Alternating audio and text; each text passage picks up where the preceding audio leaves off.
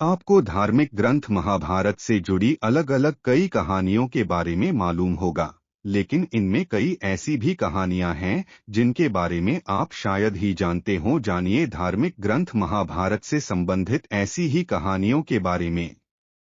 जब कौरवों की सेना पांडवों से युद्ध हार रही थी, तब दुर्योधन भीष्म पितामह के पास गया और उन्हें कहने लगा कि आप अपनी पूरी शक्ति से यह युद्ध नहीं लड़ रहे हैं। भीष्म पितामह को काफी गुस्सा आया और उन्होंने तुरंत 5 सोने के तीर लिए और कुछ मंत्र पढ़े। मंत्र पढ़ने के बाद उन्होंने दुर्योधन से कहा कि कल इन 5 तीरों से वे पांडवों को मार देंगे। मगर दुर्योधन को भीष्म पितामह के ऊपर विश्वास नहीं हुआ और उसने तीर ले लिए और कहा कि वह कल सुबह इन तीरों को वापस करेगा। इन तीरों के पीछे की कहानी भी बहुत मजेदार है।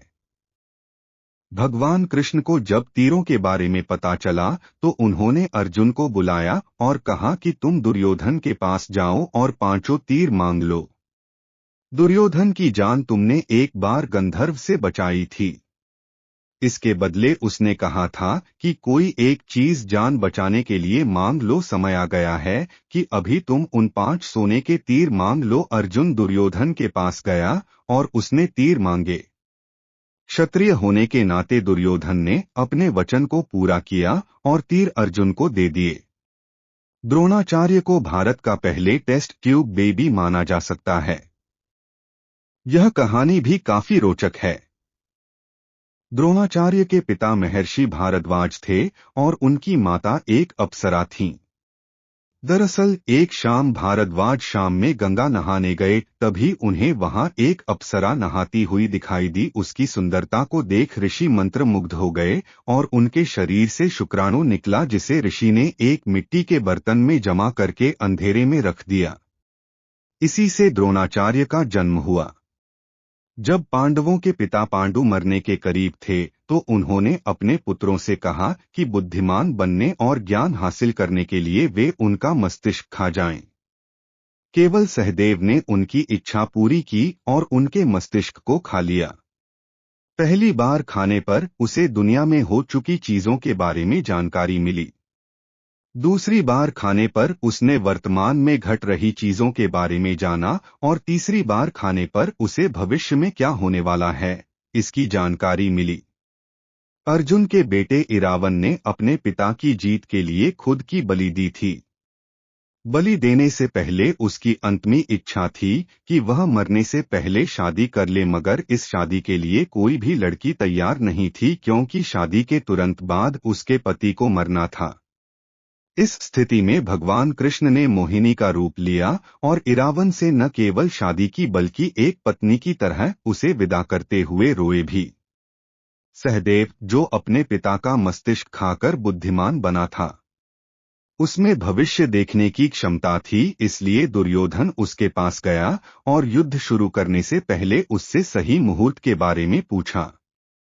सहदेव यह जानता था कि दुर्योधन उसका सबसे बड़ा शत्रु है, फिर भी उसने युद्ध शुरू करने का सही समय बताया। कर्ण और दुर्योधन की दोस्ती के किस्से तो काफी मशहूर हैं। कर्ण और दुर्योधन की पत्नी दोनों एक बार शतरंज खेल रहे थे। इस खेल में कर्ण जीत रहा था, तभी भानुमति ने दुर्योधन को आते देखा और खड़े होने की कोशिश की। दुर्योधन के आने के बारे में कर्ण को पता नहीं था, इसलिए जैसे ही भानुमति ने उठने की कोशिश की, कर्ण ने उसे पकड़ना चाहा। भानुमति के बदले उसके मोतियों की माला उसके हाथ में आ गई और वह टूट गई। दुर्योधन तब तक कमरे में आ चुका था। दुर्योधन को देखकर भानुमति और कर्ण दोनों डर गए कि दुर्योधन को कहीं कुछ गलत शक ना हो जाए। मगर दुर्योधन को कर्ण पर काफी विश्वास था। उसने सिर्फ इतना कहा कि मोतियों को उठा लें। कर्ण दान करने के लिए काफी प्रसिद्ध था। कर्ण जब युद्ध क्षेत्र में आखिरी सांस ले रहा था तो भगवान कृष्ण ने उसकी दानशीलता की परीक्षा लेनी चाहिए।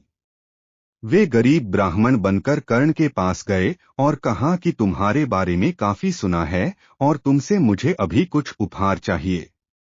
कर्ण ने उत्तर में कहा कि आप जो भी चाहें मांग लें। ब्राह्मण ने सोना मांगा। कर्ण ने कहा कि सोना तो उसके दांत में है और आप इसे ले सकते हैं। ब्राह्मण ने जवाब दिया कि मैं इतना कायर नहीं हूं कि तुम्हारे दांत तोड़ूं। कर्ण ने तब एक पत्थर उठाया और अपने दांत तोड़ लिए। ब्राह्मण ने इसे भी लेने से इनकार करते हुए कहा कि खून से सना हुआ यह सोना वह नहीं ले सकता। कर्ण ने इसके बाद एक बाण उठाया और आसमान की तरफ चलाया। इसके बाद बारिश होने लगी और दांत धुल गया।